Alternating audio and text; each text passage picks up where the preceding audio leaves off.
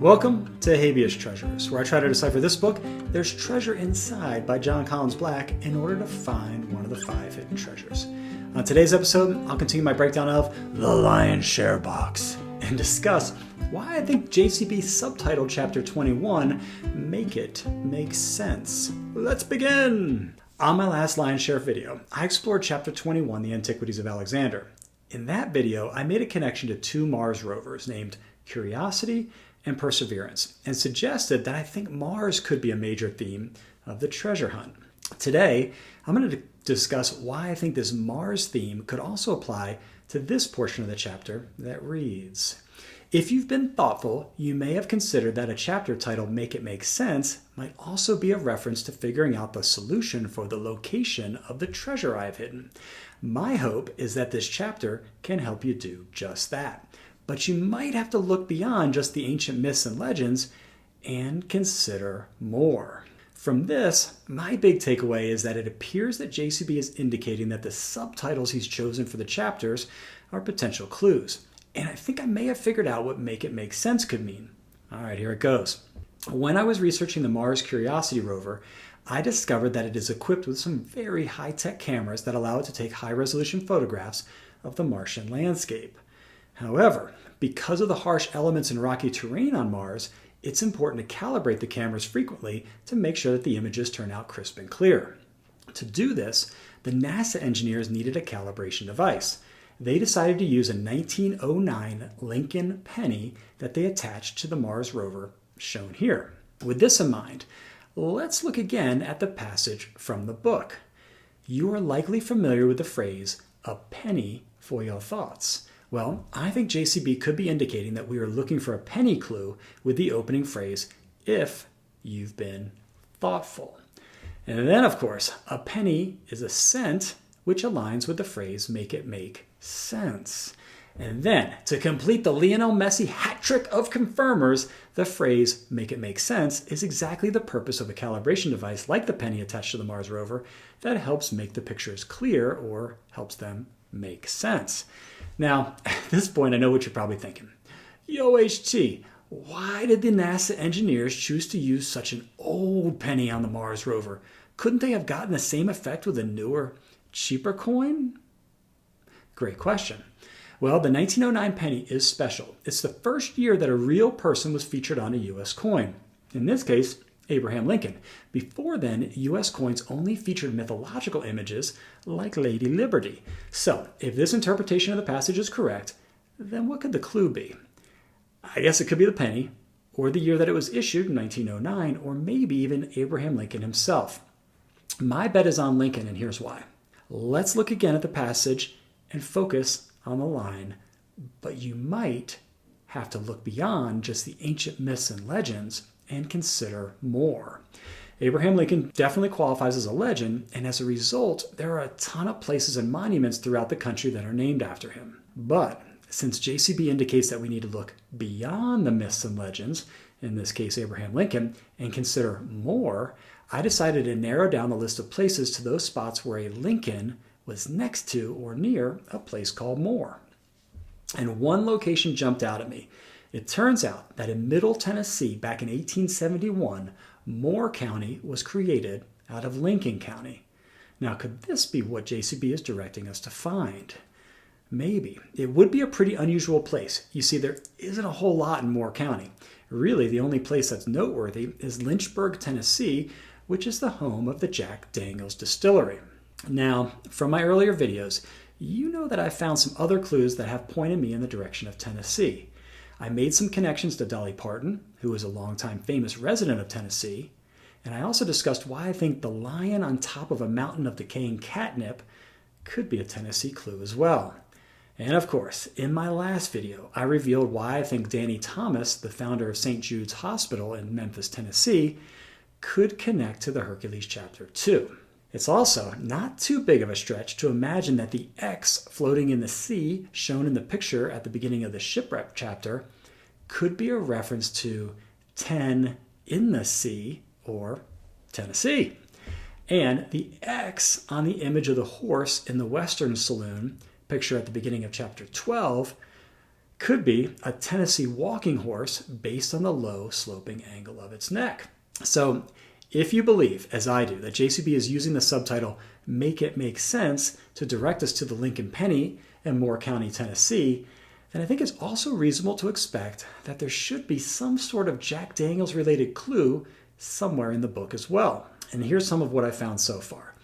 Let's look at a bottle of Jack Daniels Tennessee whiskey. This is what they're best known for. The first thing I noticed is the famous black label. Kind of reminds me of the black cover or label of the treasure book. The next thing I notice is the old number 7 brand. Now, there's a whole mythology that I won't get into about what this means to Jack Daniels. But if it's a clue, I think the easiest way for JCB to incorporate it into the treasure book would be to link it to Chapter 7. And Chapter 7 happens to be the Amelia Earhart chapter. Now, as far as I can tell, she wasn't known to be a heavy Jack Daniels drinker, which is probably a good thing as a pilot to avoid. However, I did find it interesting that the subtitle of her chapter is Explore More, which could be another indicator that the Moore County, Tennessee, where Jack Daniels Old Number 7 is bottled, is a clue. The other interesting fact that I discovered about Moore County is that it's a dry county, meaning that you can't buy alcohol there. This makes it a very unusual place to have a major whiskey distillery. However, it does open up the possibility of JCB creating clues around this fact. For instance, I made a video a while back where I connected the story JCB tells about the blind man who can't see the orange water to the band Blind Melon and their hit song No Rain. Now, I know this one was a bit of a stretch, but looking back, it could be a fun way of connecting a song title like No Rain to a dry county. In fact, he may be doing something similar to this in the Pokemon chapter as well. In that story, JCB writes, "And we won't see any Bouffalon either, just so you know," he added. "I didn't tell him I already knew this, as I had done at least a modicum of research before we left." I've always suspected that the mention of the Bouffalon Pokemon that looks like a buffalo and the word modicum could be a clue pointing to the popular bourbon brand Buffalo Trace. And obviously one good reason they wouldn't see any Buffalo Trace bourbon on their adventure to hide the Pokemon box treasure may be because they are traveling in a dry county as well. So who knows? Perhaps Mars and alcohol brands are major themes of the treasure hunt. Could be. However, this still doesn't address the question of why would JCB create clues leading to Moore County, Tennessee, when really the only thing of note in the county is the Jack Daniels distillery.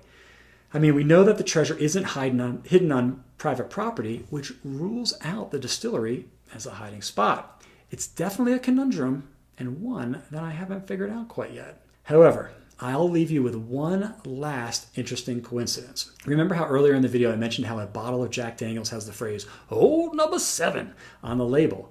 Well, in Chapter 3 of the treasure book, JCB explains how to open the lion's share box. He writes, "This treasure box, like all the boxes Seth has made for us, is also a puzzle box. There are 7 actions to open it. When you find this box, I invite you to have fun trying to discover the secrets to unlocking it. That's the joy of a puzzle box after all. However, if you can't or don't want to figure it out, there is no reason for you to damage the box trying to get inside. I left instructions with the box explaining exactly how to execute the 7 steps to open it." So this could be another connection between the Old Number 7 brand from Jack Daniels and the 7 steps needed to open the treasure box. However, the other thing worth pointing out is that JCB goes out of his way to explain that we don't need to damage the box to open it. I found this interesting in light of the fact that Jack Daniels himself is rumored to have died from blood poisoning in his toe that he got from, get this, kicking the safe in his office in frustration after forgetting the combination. A strange coincidence indeed. Okay, I know I said that was the last coincidence, but since you made it this far, how about just one more? Many people have pointed out that the treasure book is missing page 90, and JCB confirmed that this is intentional and therefore likely a clue. Well, it turns out that up until 1987, Jack Daniels Old Number 7 Tennessee whiskey was bottled at 90 proof. At that time, the company decided to lower it to 86 proof. So maybe the missing page 90 is another subtle hint to the fact that you can't buy Jack Daniel's 90 proof whiskey anymore. Now, what makes this idea even more interesting to me is that the treasure item from the chapter that starts on page 86 and includes the missing page 90 is a golden drinking chalice, very fitting for a Jack Daniel's themed drinking clue. And then there's this line from the chapter that reads, "The cumulative effect of the experience the Chauvin people had at Chauvin-de-Hontor created a remarkable, far-reaching loyalty of spiritual followers.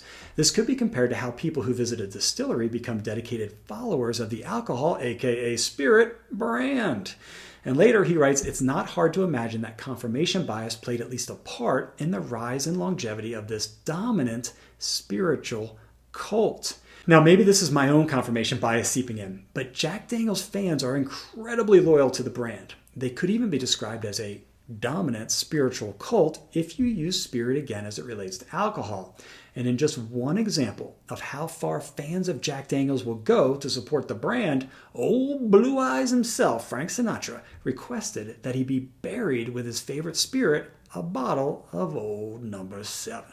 In fact, I challenge you to count the number of times JCB uses some form of the word spirit in the Chauvin-de-Hontor chapter. It's a lot. And the whole experience he describes of people visiting Chauvin-de-Hontor reminds me a lot of a whiskey distillery tour. Maybe the confirmation bias that he warns us about is how to interpret phrases such as spiritual journey, spiritual influence, spiritual follower, spiritual cult, etc., all of which could apply to a spirit distillery tour. Anyway, that's all I've got for today's video. I hope you enjoyed watching and that it helps you with your hunts.